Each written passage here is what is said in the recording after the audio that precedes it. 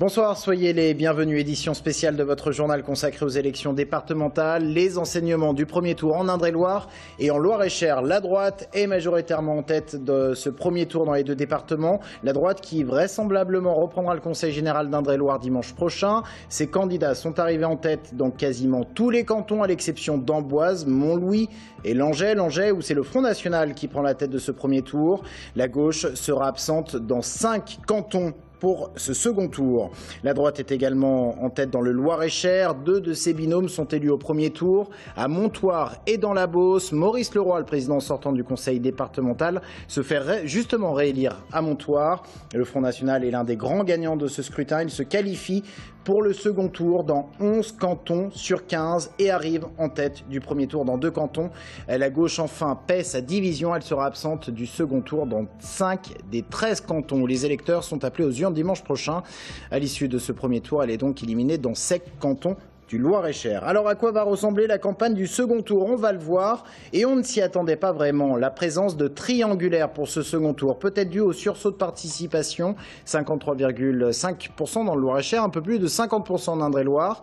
L'Indre-et-Loire où l'on compte 3 triangulaires qui vont opposer la droite et le centre, la gauche et le Front National. Ce sera le cas à Amboise, à Bléré, mais aussi à Descartes. Ailleurs, des duels. À Langeais, le Front National s'opposera au Parti socialiste. On compte également 5 duels entre la droite et le Front National et 10 autres entre la droite et la gauche. En Loire-et-Cher, 6 triangulaires avec les mêmes protagonistes à Chambord, Onzain, Romorantin, Saint-Aignan, La Sologne ou encore Vineuil. Le Loir-et-Cher où le FN s'opposera au Parti socialiste dans 2 cantons de Blois. Duel FN contre des candidats de la droite dans 4 cantons. Et un duel entre des candidats de la droite à Montrichard. Ce sont 2 vice-présidents sortants qui s'affrontent. Alors on l'a vu, le Front National, s'il n'arrive pas en tête, est l'un des grands gagnants de ce scrutin. Du jamais vu, il est qualifié dans 9 cantons d'Indre-et-Loire et dans 11 du Loir-et-Cher. Le FN qui arrive même en tête à Blois 3, Celles-sur-Cher et en Touraine à Langeais. Dans ce canton, il devance le PS d'1 point. Les 2 binômes sont autour des 30%. Illustration avec Anaïs Michaud. Ce dimanche, après les résultats, les réactions étaient bien différentes pour le FN et le PS sur le canton de Langeais. C'est sensiblement supérieur aux européennes, parce qu'on est à 29% sur le canton, donc on fait 2 points de plus, mais c'est surtout en voix où c'est remarquable parce que 900 voix de plus sur le canton, c'est énorme. Je connaissais le poids du Front National sur notre canton, donc je trouve que nous avons évité le drame parce qu'il aurait pu être un peu plus fort. Je m'attendais à plus de voix pour le Front National, donc 1% de différence là, ça va. À La Chapelle-sur-Loire, les pronostics vont déjà bon train pour le deuxième tour. L'homme de droite n'a pas su y faire, il ne connaît pas assez la ville. La gauche est implantée depuis toujours dans la ville, mais enfin, je pense que là, on risque d'avoir une très grosse claque. Je ne pense pas que le Front National passera quand même si l'UMP s'élimine. Il y a des UMP qui ne vont pas vouloir que le Front National passe. Ici, le FN a obtenu 40% des voix. Et pour les habitants, rien d'étonnant à cela. Il n'y a plus de services, il n'y a plus de commerce de proximité. Quand on voit le nombre de maisons qui sont vendues par héritage, on comprend que les jeunes n'ont pas envie de s'installer ici. Un restaurant et une école maternelle, quelques bateliers pour les touristes, c'est tout ce que la commune semble avoir à offrir. Mais pour Wilfried, ce n'est pas l'unique raison de cette déferlante bleu marine. C'est une des plus grandes villes de France des gens du voyage. Plus de 50%, je pense. Je sais que la Chapelle est un pays très raciste. La politique, j'en n'y crois plus. Il n'est pas allé voter au premier tour, mais il ira au second et ce sera un vote de contestation. Les gens, ils ont compris que ça va tellement mal, que tout le monde a peur. Ça fait les retraités, parce qu'ici, il y a beaucoup de retraités, c'est normal. Ben, les retraités, ils s'en sortent plus non plus. Bon, ben, on ne va pas s'amuser à voter pour des gens qui vont encore nous assassiner. On essaye de voter pour des gens qu'on croit qu'ils vont nous défendre. Mais à La Chapelle-sur-Loire, l'élection n'a pas été qu'une question de parti. La personnalité des candidats a fortement joué, puisque le frontiste Daniel Fragzac est bien connu ici. Il est en effet adjoint au maire d'une mairie PS qui aurait refusé de lui donner une délégation. Le duel FN-PS du second tour sera donc pour les habitants l'occasion d'arbitrer ce qui se trame en mairie. Et voilà une situation en Indre-et-Loire à laquelle n'étaient pas habitués les politiques, devoir se prononcer sur des consignes de vote lorsque le FN est présent au second tour. Je vous le rappelle, un seul canton où le parti bleu marine est opposé au PS et 5 contre l'UMP-UDI. Côté PS, Michael Cortot appelle à faire barrage à l'extrême droite. Sur cette question, la droite est divisée. L'UDI appelle à voter PS à Langeais. Pour l'UMP, c'est le nini qui prévaut. Je ne ferai aucun accord avec les dirigeants du Front National, ni même avec ceux du Parti Socialiste, parce que je n'adhère pas à la politique du Parti Socialiste, tant sur le plan national que sur le plan local. Ils nous emmènent vraiment au fond du trou. Quant aux dirigeants du Front National, ils ne sont pas des dirigeants crédibles, puisque je l'ai expliqué tout à l'heure, ils n'ont aucune vision territoriale. J'ai insisté tout à l'heure, les candidats du Front National locaux n'ont aucun programme sur le local. À gauche, la question ne s'est jamais posée. À gauche, la question ne s'est jamais posée sur un deuxième tour qui voit s'opposer l'extrême droite à un parti républicain que l'on combat, mais qui reste un parti républicain. On appelle à battre l'extrême droite, bien évidemment. Donc à voter pour l'UMP. Sur Malan-Miré en particulier. La droite en tête, le Front National en force, la gauche qui s'effondre dans les campagnes, mais qui résiste dans l'urbain, même si la droite arrive bien souvent en tête. C'est le cas dans l'agglomération Tourangelle, où le binôme du président PS sortant Frédéric Thomas résiste avec un peu plus de 30% des voix.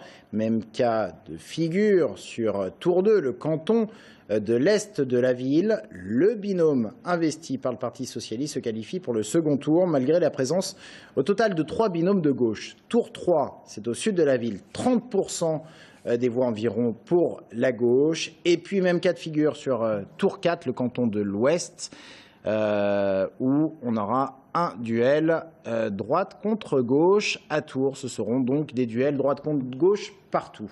Aurélie Renaud. Il va y avoir une vraie campagne, c'est-à-dire idée contre idée, et on va pouvoir décortiquer un petit peu le programme de M. Thomas, qui est un tissu de contre-vérité. La campagne, ou plutôt la bataille, a commencé à Tours-Nord, fief du président sortant. Ici, comme sur les 3 autres cantons de la ville, c'est l'union UMP-UDI qui arrive en tête, avec dans chaque binôme un adjoint à la mairie de Tours. Pourtant, à gauche, on semble rester serein. Je crois que le PS et ses partenaires résistent plutôt bien dans cette élection. Pour ce second tour, la gauche ne peut pas profiter d'une triangulaire. En effet, le Front National a été éliminé dès le premier tour. Sans le danger du FN, les communistes et les Verts peuvent alors régler leur compte avec les socialistes. Ce soir, il n'est pas question de donner une consigne de vote. Les gens sont absolument citoyens. Pour en discuter. Les gens sont citoyens, ils sont majeurs. Les gens nous disent que le PS n'est plus à gauche. Donc, il y en a marre. À Tours, le report de voix favorable aux socialistes n'est donc pas une évidence, car pour ce premier tour, la gauche avait bel et bien choisi la désunion. Je pense que les cantons de Tours Nord, Tours Sud sont quand même très favorables pour l'UMP et l'UDI. Le canton de Tours Ouest l'est aussi, mais plus difficilement puisque les Verts sont assez puissants sur ce secteur-là de l'ouest de la ville et pourraient permettre au PS de se maintenir et de gagner le deuxième tour. Par contre, je suis plus réservé sur Tours Est où là, le binôme UMP-UDI est plus faible. Par contre, les réserves sont largement plus à gauche qu'à droite. Absent du second tour, le Front National devrait faire office d'arbitre dimanche prochain. Et que ce soit à Tours comme dans le reste du département, il n'y a aucune consigne de vote de la part du Rassemblement écologiste citoyen et solidaire. Aucune consigne de vote du côté de ce rassemblement, mais on verra tout à l'heure. On aura sur ce plateau le Vert Benoît Faucheux. Les Verts, eux, vont appeler apparemment à voter pour des candidats certainement socialistes.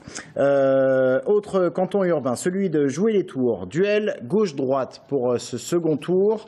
PS d'un côté, UMP, UDI de l'autre. La droite arrivée en tête dans ce canton jocondien où l'on rejouait le match des municipales.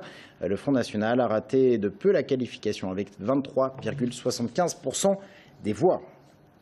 Un canton que l'on suivait également de près puisque l'un des candidats est pressenti pour être une nouvelle fois candidat, mais à la présidence du département d'Indre-et-Loire. Il s'agit de Jean-Gérard Pommier sur le nouveau canton de Saint-Pierre-Saint-Avertin, ville communiste contre ville de droite.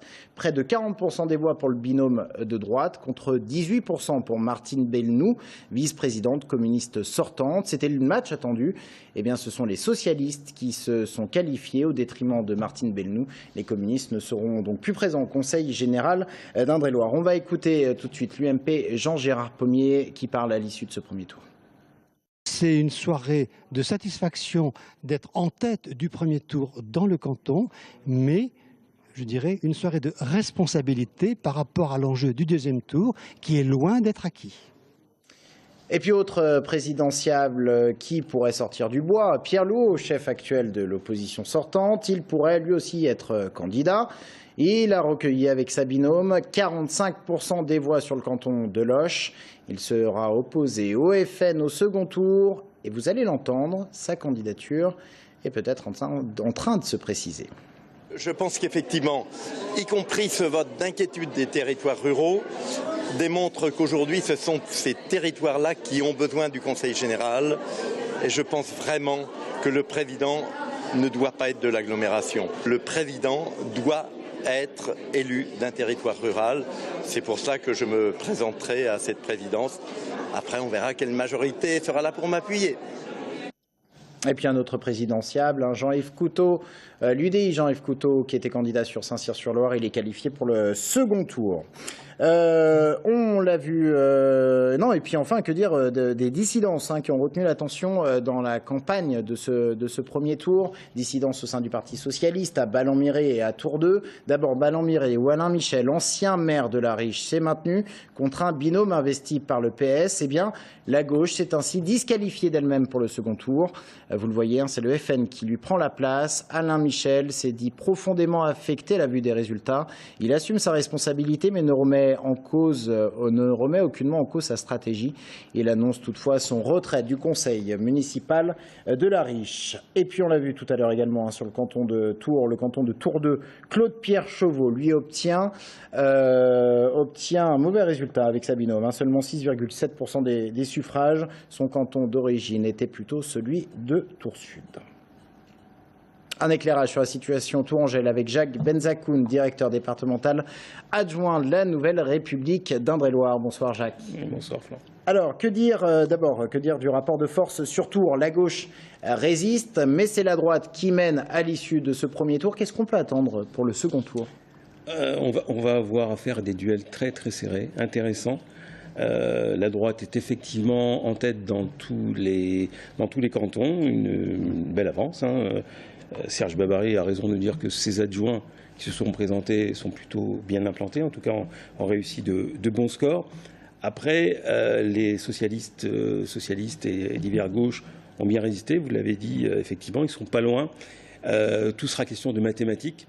Si on fait les additions toutes bêtes entre la gauche, l'extrême gauche, le front de gauche, normalement, la gauche devrait gagner 2, voire 3, peut-être même 4 cantons. On sait bien que le problème de la gauche, c'est le report.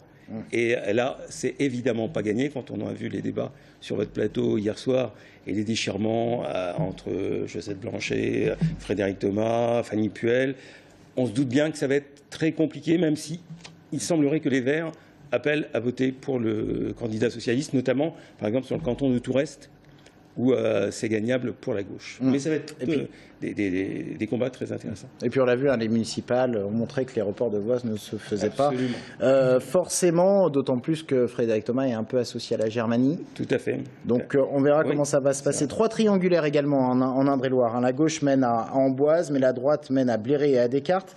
Ces triangulaires, elles vont profiter à qui? À la droite ou à la gauche? A priori, sur Amboise, la gauche, bien poussée par Christian Guillon, a un gros avantage. Même à droite, on estime que le canton est perdu. Si on fait l'addition des voix de gauche, c'est largement au-dessus. Donc il n'y a pas trop de crainte pour la gauche. Après Bléré, il y a l'inconnu, c'est la Baronne.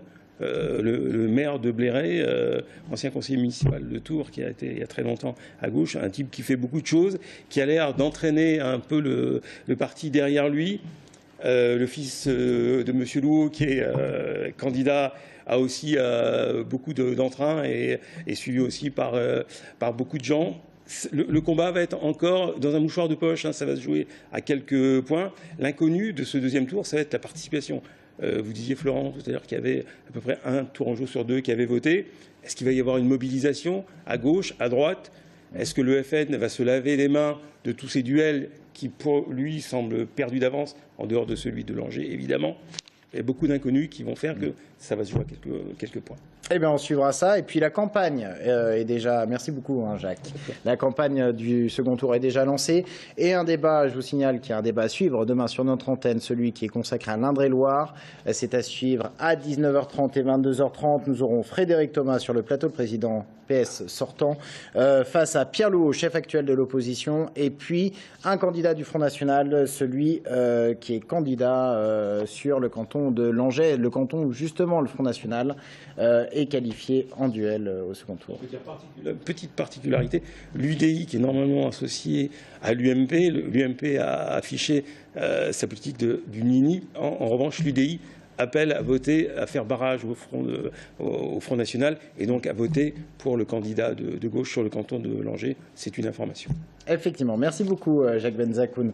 On va repartir un tout petit peu dans le Loir-et-Cher, où, je vous le disais tout à l'heure, la droite est en tête, signe de cette victoire, la réélection dès le premier tour de 2 conseillers départementaux sortants, dont le président Maurice Leroy.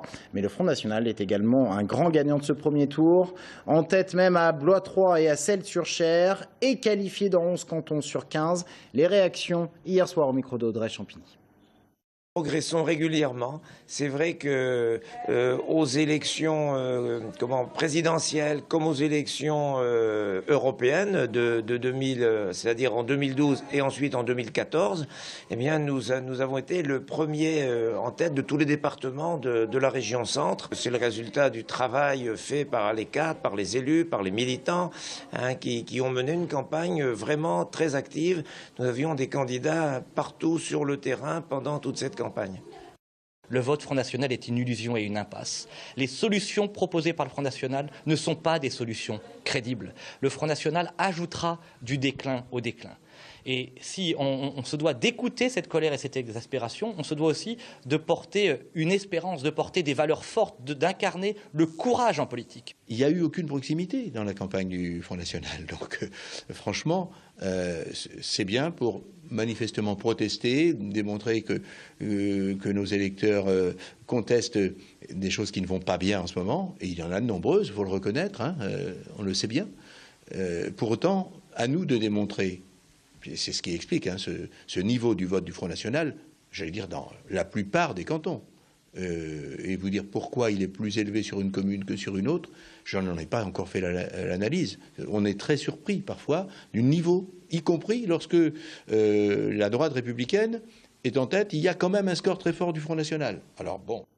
Et voilà ce qu'on pouvait dire donc sur ce premier tour des départementales en Indre-et-Loire et Loir-et-Cher. On va se quitter avec des images qui change profondément par rapport à ce qu'on vient d'évoquer. C'est la victoire du Tour Volleyball. Le Tour Volleyball qui remporte la Coupe de France face à Beauvais. C'était samedi soir au stade Pierre de Coubertin à Paris. Victoire 3-7-1 des volleyeurs tourangeaux. C'est la 3e Coupe de France consécutive pour le TVB, la 9e de l'histoire du club. On se quitte avec les images de fête des volleyeurs tourangeaux.